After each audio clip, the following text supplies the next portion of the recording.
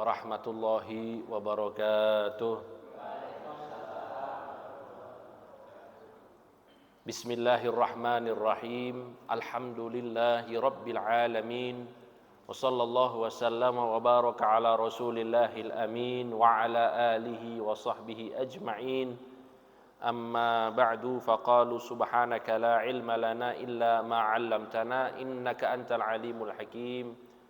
Rabbi shrah li sadri wa yassir li amri wahlul 'uqdatam min lisani yafqahu qawli wasaddid lisani wahdi qalbi bihaqqi sayyidina Muhammad sallallahu alaihi wasallam.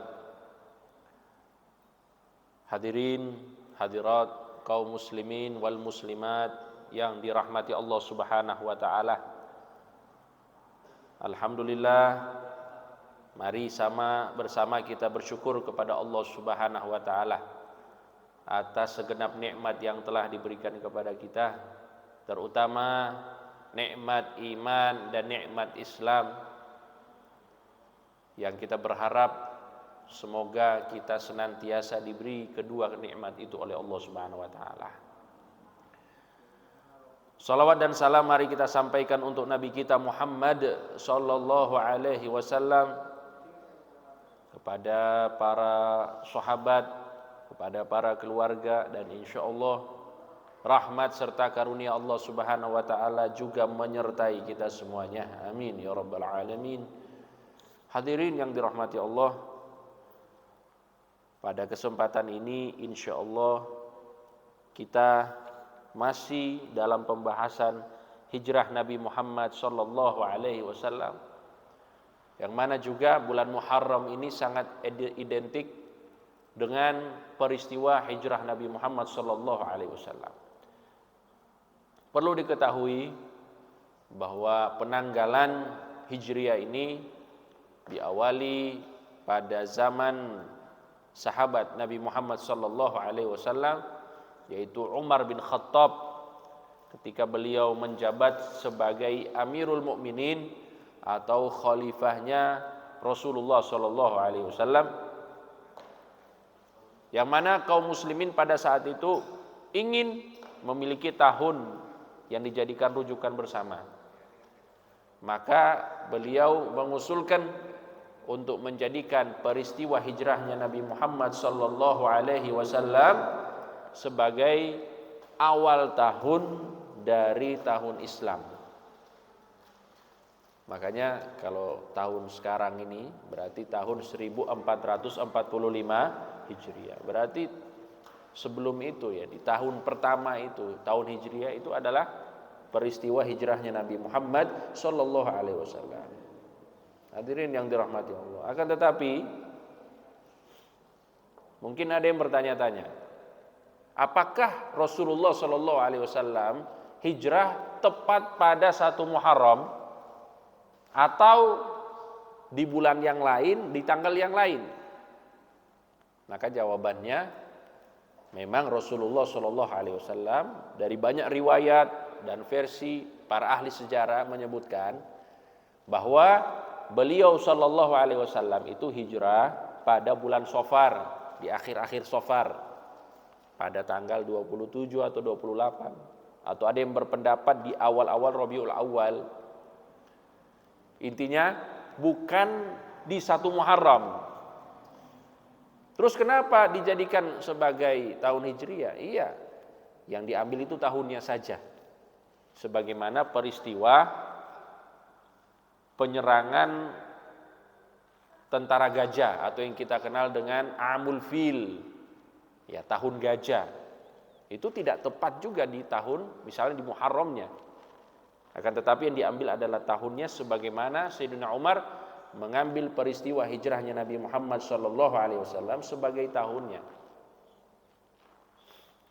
Oleh karena itu, hadirin yang dirahmati Allah, dari banyak cerita yang sudah kita bahas dari hijrahnya Rasulullah sallallahu alaihi wasallam ini, kita akan mengambil beberapa pelajaran yang insya Allah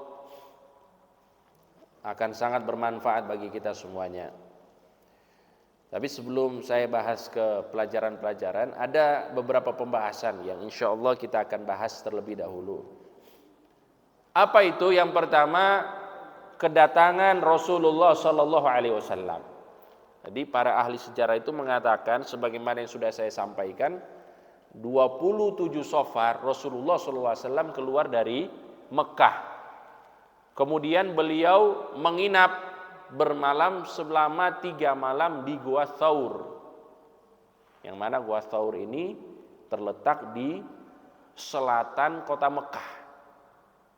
Setelah menginap di situ, Rasulullah Shallallahu Alaihi Wasallam melakukan perjalanan, ya, karena kaum musyrikin pada saat itu sudah tidak mengintai lagi, mereka sudah putus asa, karena dalam waktu 3 hari mereka tidak menemukan Rasulullah Shallallahu Alaihi Wasallam dan sahabat Abu Bakar, makanya mereka putus asa. Nah, di hari yang ketiga itu Rasulullah Shallallahu Alaihi Wasallam keluar dari gua, kemudian beliau menyusuri jalan yang tidak biasanya dilalui oleh orang-orang yang melakukan perjalanan dari Mekah ke Madinah. Karena kalau kita lihat petanya hadirin yang dirahmati Allah, Mekah itu di selatannya Madinah. Mekah itu di selatannya Madinah. Harusnya perjalanannya Rasulullah SAW itu dari selatan langsung ke utara.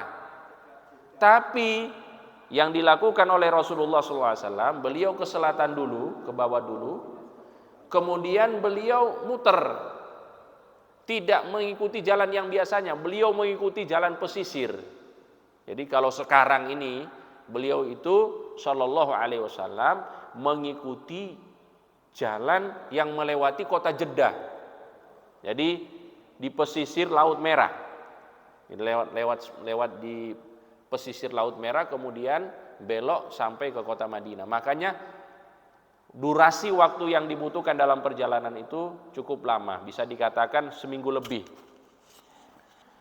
Nah, makanya hadirin yang dirahmati Allah, pelajaran bagi kita semuanya bahwa hijrahnya Rasulullah SAW ini bukan traveling, bukan jalan-jalan, bukan imigrasi, bukan. Karena Rasulullah SAW, begitu juga para sahabat itu tidak memiliki pandangan nanti ke depan ini seperti apa. Beda kalau kita sekarang misalnya di Yogyakarta, saya lihat surat kabar di mana media online itu, 8.000 warga Yogyakarta berangkat transmigrasi ke IKN. Misalnya ibu kota negara baru, 8.000 warga Yogyakarta ke sana. Tapi kan di sana itu sudah dapat kepastian. Nanti akan ada rumah, ada lahan, ada lapangan pekerjaan. Itu kalau transmigrasi. Tapi untuk Rasulullah SAW dan para sahabat ini tidak ada yang seperti itu. Mereka malahan apa? Meninggalkan harta bendahnya, meninggalkan keluarganya. Demi apa? Demi menolong Rasulullah Sallallahu Alaihi Wasallam. Makanya perjuangan mereka diabadikan oleh Allah Subhanahu Wa Taala di dalam Al-Quran. Lil fuqara'il muhajirin, alladzina ukhriju min diyarihim wa amwalihim yabtaguna fadlan minallahi wa ridwana. Orang-orang fakir. Orang-orang fakir ini maksudnya apa? Mereka sebenarnya ada yang punya harta, tapi karena diusir, karena dikeluarkan oleh kaum kafir Quraisy dari tanah air mereka, mereka keluar dari kota Mekah. Mereka meninggalkan harta benda mereka demi apa? Demi mencari keridhaan Allah Subhanahu wa taala, dan mereka dapatkan itu. Oleh karena itu hadirin yang dirahmati Allah, kalau kita bahas hijrah Nabi Muhammad sallallahu alaihi wasallam, maka kita akan membahas bagaimana pengorbanan Rasulullah SAW dan para sahabat Nabi Muhammad SAW dalam memperjuangkan Islam agar tersebar ke seluruh dunia, termasuk sampainya kita di Indonesia ini. Hadirin yang dirahmati Allah, kemudian singkat cerita, setelah perjalanan itu Rasulullah SAW sampai di kota Madinah. Tapi sebelum beliau sampai di kota Madinah, di pusat kotanya, beliau singgah ke tempat yang bernama Kubbah. Yang mana di Kubbah itu beliau menginap beberapa hari, dan beliau disusul oleh sepupunya sendiri dan juga menantunya, yaitu Sayyiduna Ali bin Abi Thalib. Karena Sayyiduna Ali, kalau kita ingat cerita yang dulu, beliau disuruh oleh Rasulullah SAW untuk jaga rumah dan juga untuk mengembalikan titipan-titipan barang berharga orang-orang kafir Quraisy yang dititipkan kepada Rasulullah SAW. Beliau tugasnya itu sudah dibagikan semuanya, kemudian beliau Sayyidina Ali hijrah dan berjumpa bersama Rasulullah SAW di Kubbah.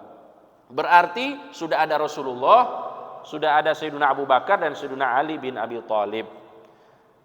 Kemudian apa yang dilakukan oleh Rasulullah? Beliau membangun masjid yang akhirnya dikenal dengan Masjid Kubbah.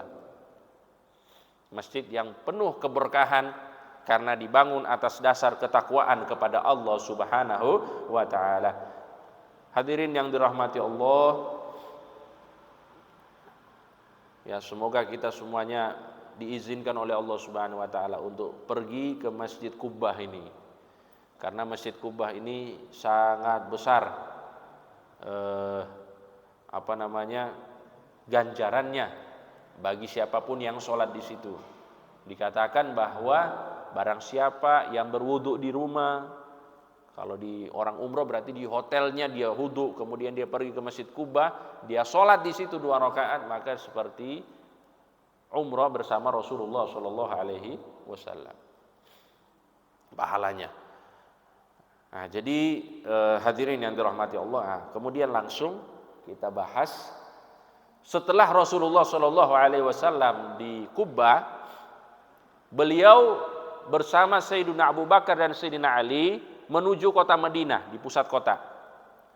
Sampai di sana, Masya Allah, beliau disambut oleh penduduk Madinah dengan sukacita. Bahkan di dalam riwayat disebutkan mereka sudah menunggu berhari-hari kedatangan Rasulullah SAW. Dari pagi mereka keluar menunggu sampai sore. Ternyata Rasulullah tidak hadir, belum datang. Pulang lagi ke rumah. Besok datang lagi menunggu kedatangan Rasulullah SAW. Dan ini kata para ulama menggambarkan bagaimana mahabbah, cintanya para sahabat Rasulullah SAW kepada diri Rasulullah SAW. Dan ini sangat luar biasa. Kita bisa bayangkan bagaimana keadaan para sahabat Rasulullah SAW pada saat itu. Ketika mereka melihat Rasulullah SAW, maka sontak beramai-ramai mereka bersenandung qasidah yang sering kita dengar, tala'al badru alaina min thaniyatil wada' wajaba syukru alaina ma da'a lillahi da'. Tala'al badru, muncul rembulan kepada kami. Tala'al badru alaina, mereka menyamakan diri Rasulullah SAW dan keindahannya dengan rembulan. Tala'al badru alaina min thaniyatil wada', di tempat yang disebut dengan thaniyatil wada'. Wajib syukru alaina, wajib syukur atas kami semuanya. Wajib kami bersyukur kepada Allah Subhanahu wa taala, mada'a lillahi da', selama masih ada orang yang berdakwah untuk menyerukan pada Allah Subhanahu wa taala. Yang mereka maksudkan adalah Nabi Muhammad sallallahu alaihi wasallam. Hadirin yang dirahmati Allah, ini ada sebuah kisah. Ada sebuah kisah seorang ayah itu mendengar anaknya bersenandung qasidah Tola'al Badru. Tapi dia bersenandung qasidah ini di dalam kamar mandi. Tola'al Badru alaina, sambil mandi. Masya Allah. Ayahnya marah-marah nih. Kamu kok bersenandung qasidah di dalam kamar mandi? Keluar kamu. Disuruh keluar, dipukul sama bapaknya ini. Anaknya nangis-nangis, ibunya datang. Kenapa anak dipukul? Ini anak nih masa di dalam kamar mandi baca Al-Qur'an katanya. Di dalam kamar mandi apa? Baca Al-Qur'an. Istrinya ingatkan, ini bukan Al-Qur'an. Ini qasidah. Ini qasidah penyambutan Rasulullah Shallallahu Alaihi Wasallam. Setelah mendengarkan hal itu, suami langsung nangis. Istrinya kaget, kok kamu nangis sekarang? Tadi anak kita nangis gara-gara kamu pukul, sekarang kamu yang nangis. Maka suami balas, iya saya nangis, baru tahu ternyata itu adalah qasidah bukan Al-Quran. Selama ini saya kalau sholat baca ini katanya, baca Tolal Badr. Jadi habis baca Fatihah, Bismillahirrahmanirrahim, Tola'al Badru alaina, dikirai Quran. Kadang-kadang kita juga ini semua yang Arab pokoknya dianggap apa? Quran, dianggap hadis. Nah, ini juga ya jadi pelajaran untuk kita semuanya, hadirin yang dirahmati Allah. Nah, kemudian setelah itu Rasulullah Shallallahu Alaihi Wasallam dalam keadaan mengendarai onta. Ontanya itu para sahabat berebutan ingin rumahnya itu menjadi tempat tinggalnya Rasulullah Sallallahu Alaihi Wasallam, tempat berhentinya Rasulullah Sallallahu Alaihi Wasallam. Semuanya berebutan. Akan tetapi Rasulullah Sallallahu Alaihi Wasallam melarang para sahabat dan berkata, "Da'uha fa innaha ma'murah."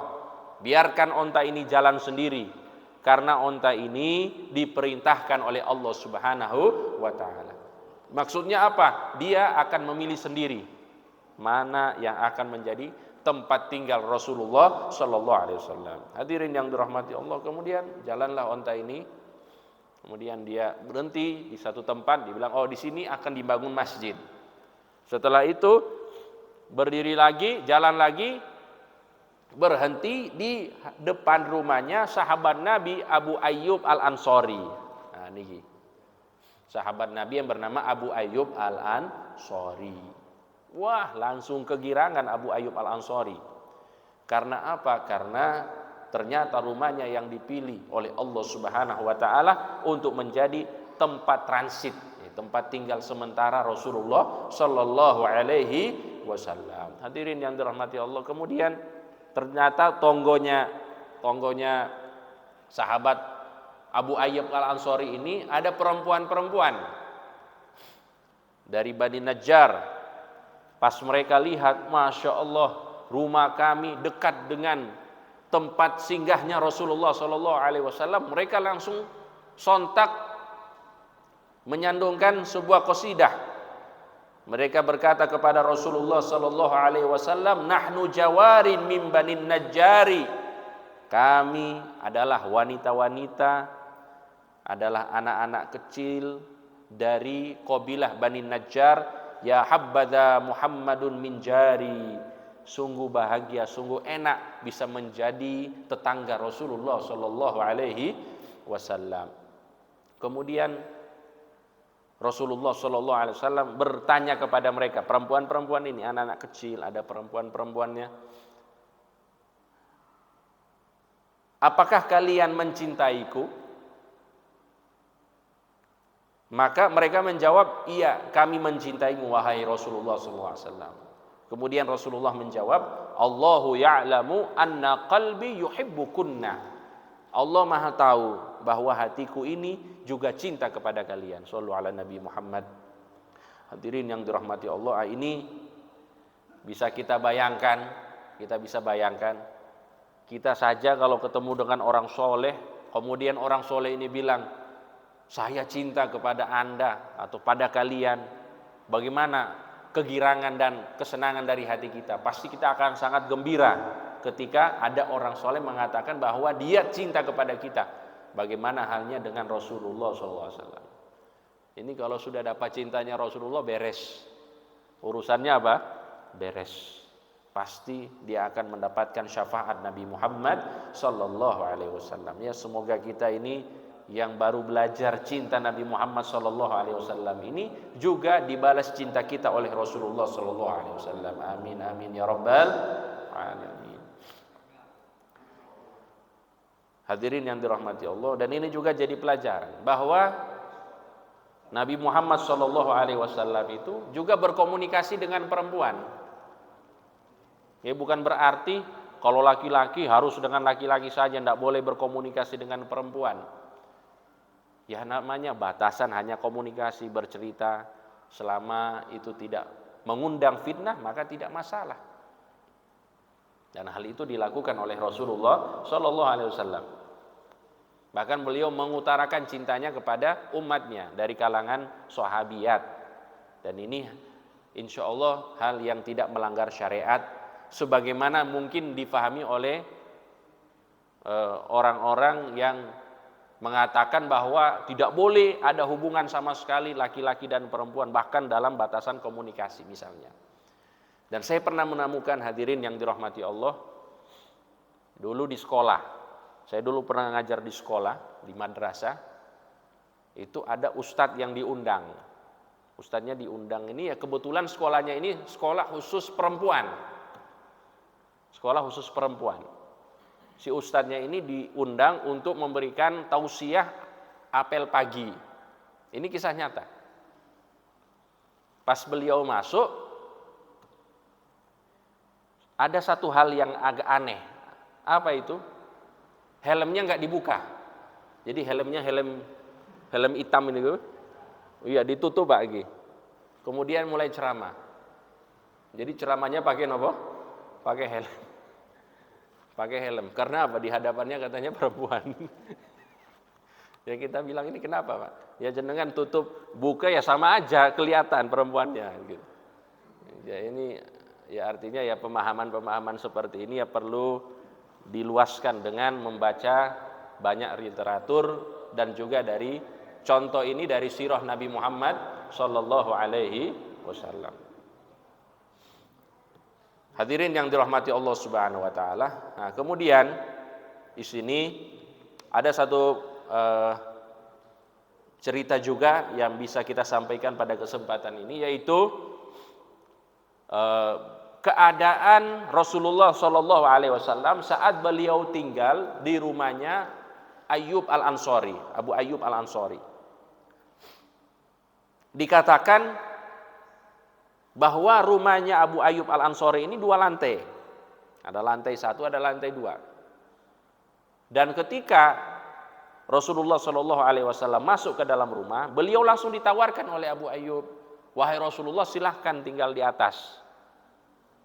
Tapi Rasulullah Sallallahu Alaihi Wasallam lebih memilih di bawah dengan alasan itu lebih enak dan juga kalau ada tamu enak, ya tidak mengganggu Abu Ayyub. Jadi kalau ada tamu lewat, mau masuk, mau sowan kepada Rasulullah SAW langsung, tidak perlu melewati Abu Ayyub Al-Ansari untuk ke atas. Itu alasannya Rasulullah Sallallahu Alaihi Wasallam.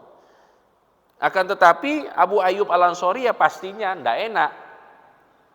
Masa saya di atas bersama istri saya, kemudian Rasulullah SAW ada di bawah. Dan jenengan jangan bayangkan rumah dulu itu kayak rumah sekarang. Kalau rumah sekarang ini Masya Allah aman insya Allah. Kita mau di atas mau di bawah sama insya Allah. Tapi kalau di atas itu kita jalan ada yang rontok dari atas. Tanah-tanah kan hanya terbuat dari tanah. Ada yang rontok tanah-tanah itu. Kemudian kalau ada yang jatuh, kalau agak gerak-gerak sedikit, agak goncang-goncang sedikit, itu mungkin akan ada yang jatuh. Atau misalnya kalau ada air yang tumpah, itu nanti netes. Nah ini yang dipikirkan oleh Abu Ayyub Al-Ansari. Beliau takut Rasulullah SAW itu risih ketika berada di rumahnya. Akan tetapi hari-hari tersebut dijalani oleh beliau. Dan dikatakan di dalam riwayat, saking takutnya Abu Ayyub Al-Ansari, beliau itu tidak berani jalan di tengah rumah. Beliau kalau jalan itu di pinggir rumah. Takut apa? Ada tanah-tanah yang rontok dan ditakutkan bahwa ini mengenai Rasulullah Shallallahu Alaihi Wasallam. Satu ketika dikatakan bahwa Abu Ayyub Al-Ansari ini tempat airnya pecah. Jadi tempat airnya pecah, tempat air yang terbuat dari kulit hewan itu pecah. Kemudian airnya ini Masya Allah banyak. Langsung mereka khawatir, apa yang mereka lakukan? Mereka mengambil alas tidur mereka, kemudian mereka keringkan air ini. Jadi kalau kita dilap pakai tempat tidurnya mereka. Kata mereka, kami tidak memiliki tempat tidur yang lain selain ini. Jadi satu-satunya tikar yang kami miliki ya ini. Kami gunakan itu karena apa? Takut kalau ada satu air yang netes kepada Rasulullah Shallallahu Alaihi Wasallam. Sampai beliau itu, wah kalau kayak gini terus susah juga katanya. Akhirnya beliau minta izin lagi kepada Rasulullah, minta pemahaman dari Rasulullah Sallallahu Alaihi Wasallam. Maka setelah itu Rasulullah Sallallahu Alaihi Wasallam akhirnya naik ke atas dan Abu Ayyub Al-Ansari dibawa. Radhiyallahu taala anhu. Hadirin yang dirahmati Allah. Kemudian juga ada bagian yang lain dari cerita Rasulullah Sallallahu Alaihi Wasallam saat di rumahnya Abu Ayyub Al-Ansari, yaitu Abu Ayyub Al-Ansari beliau selalu menyiapkan hidangan makan untuk Rasulullah Sallallahu Alaihi Wasallam, ya khususnya hidangan makan malam. Itu sudah disiapkan, kemudian dikirim kepada Rasulullah Sallallahu Alaihi Wasallam di atas. Setelah itu biasanya ada sisa-sisa makanan sedikit yang ditinggalkan oleh Rasulullah Sallallahu Alaihi Wasallam. Nah, sisa makanan itu dimakan oleh Abu Ayyub Al-Ansari bersama istrinya. Jadi setiap kali dikirim nanti dikembalikan dalam keadaan masih ada sisa sedikit. Nah, sisa yang sedikit itu dimakan oleh Abu Ayyub Al-Ansari bersama istrinya. Satu ketika hadirin yang dirahmati Allah, mereka masak. Terus masakannya itu ada campuran bawang merah dan bawang putih. Mereka masak, ini masak enak. Ya kita di Indonesia ya termasuk kalau makan masakan tidak ada bawang putih, bawang merah kurang enak nggak ibu-ibu? Kurang enak, kurang sedap, kurang nggak ada rasanya. Mungkin kalau bagi kita. Maka mereka ramu makanan ini untuk Rasulullah Sallallahu Alaihi Wasallam. Ketika dikirimkan makanan ini ke atas, ternyata makanan itu utuh, tidak disentuh oleh Rasulullah Sallallahu Alaihi Wasallam. Mereka ketika melihat hal itu ketakutan. Abu Ayyub dan istrinya langsung ketakutan. Wah, ini Rasulullah marah sama kita ini. Maka mereka datang kepada Rasulullah Sallallahu Alaihi Wasallam kemudian bertanya, wahai Rasulullah, kenapa engkau membalikkan makan malammu ini sedangkan kamu tidak menyentuhnya? Padahal aku, kata Abu Ayyub, dan istriku, setiap kali kamu makan dan ada sisa-sisa makanan, kami mengambil sisa-sisa makanan ini tabarrukan, mengambil barokah dari tangan Rasulullah Sallallahu Alaihi Wasallam. Kemudian apa jawab Rasulullah? Beliau berkata, saat aku mau makan ini, aku mencium bau yang tidak enak, katanya. Aku yakin bahwa dalam makanan ini ada bawang putih dan bawang merah. Bawang putih, bawang merah itu meskipun enak, meskipun enak, baunya tidak enak, ya Pak. Baunya bau bawang, ya. Kita sering istilahkan kalau bau yang tidak sedap itu bau bawang, ya. Maka Rasulullah kayak cium, ini pasti bawang, ini bawang putih dan bawang merah. Maka ditinggalkan oleh Rasulullah Sallallahu Alaihi Wasallam. Kemudian beliau berkata, wa ana rajulun unaja. Aku adalah orang yang selalu diajak komunikasi oleh malaikat Jibril. Aku selalu bermunajat, artinya apa? Berkomunikasi dengan malaikat Jibril. Malaikat Jibril menyampaikan sesuatu, baik itu wahyu ataupun yang lainnya, itu pasti berkomunikasi dengan Rasulullah Sallallahu Alaihi Wasallam. Makanya Nabi Muhammad Sallallahu Alaihi Wasallam beliau melarang dirinya untuk makan sesuatu yang menghasilkan bau yang tidak sedap. Itu yang dilakukan oleh Rasulullah. Karena apa? Karena para malaikat itu mereka merasa risih dengan sesuatu yang membuat manusia risih. Misalnya kita tidak suka bau yang tidak sedap, maka malaikat juga sama. Rasulullah Sallallahu Alaihi Wasallam sering berkomunikasi dengan malaikat Jibril Maka beliau menjaga mulutnya supaya tidak bau. Karena apa? Bawang. Makanya itu yang menjadi rahasia kenapa beliau menolak makanannya Abu Ayyub Al-Ansari. Kemudian beliau berkata, fa amma antum fakuluh. Adapun bagi kalian wahai umatku, termasuk Abu Ayyub dan istrinya, silahkan makan, tidak masalah. Makanya jangan dengan ini kita bilang, wah berarti bawang ini makruh hukumnya nih, karena baunya tidak sedap. Tidak kayak gitu. Itu hanya untuk Rasulullah SAW, karena beliau bermunajat secara intens dengan malaikat Jibril alaihissalam. Tapi pelajaran untuk kita hadirin yang dirahmati Allah, kalau kita tidak memiliki hubungan langsung dengan malaikat Jibril, tapi ingat, kita dalam sehari semalam memiliki hubungan langsung dengan Allah Subhanahu wa taala dalam sholat 5 waktu kita. Sholat 5 waktu ini adalah waktu kita munajat kepada Allah. Ulama berkata, kalau kamu ingin bercerita kepada Allah, maka sholatlah. Dan kalau kamu ingin Allah bercerita kepadamu, maka baca Qur'anlah. Jadi pilihannya apa? 2. Sholat dan baca Al-Quran, usahakan mulut kita apa? Bersih. Mulut kita ini tidak bau, usahakan. Karena apa? Karena kita bermunajat dengan Allah Subhanahu wa ta'ala. Ini penting juga kita bahas. Jadi mohon maaf, habis makan bawang kemudian ndak sikatan langsung sholat misalnya, atau misalnya subuh-subuh subuh-subuh ndak sikatan langsung sholat, itu ya kanan kiri juga tersakiti nih Bu. Adabnya kurang sama Allah, begitu juga kanan dan kiri ikut tersakiti. Napa badan? Jadi seperti itu kita jaga. Apalagi mohon maaf, ada yang memiliki kebiasaan misalnya merokok. Rokok itu lebih dari bawang. Rokok itu baunya lebih dari bawang. Makanya usahakan kalau merokok, ya usahakan setelah merokok itu gosok gigi dulu, sikatan dulu, kemudian sholat. Jangan di luar rokokan terus masuk langsung sholat.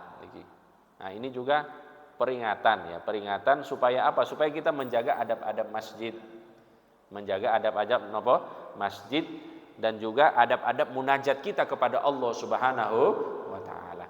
Terus hadirin yang dirahmati Allah, tadi kaitannya dengan malaikat. Malaikat tersakiti dengan apa yang membuat manusia tersakiti. Ini ada hadisnya juga. Ada hadisnya. Fa innal malaikata tata'adza mimma yata'adza minhu banul insan atau banu Adam. Bahwa para malaikat itu mereka akan merasa tersakiti dengan apa yang membuat manusia tersakiti.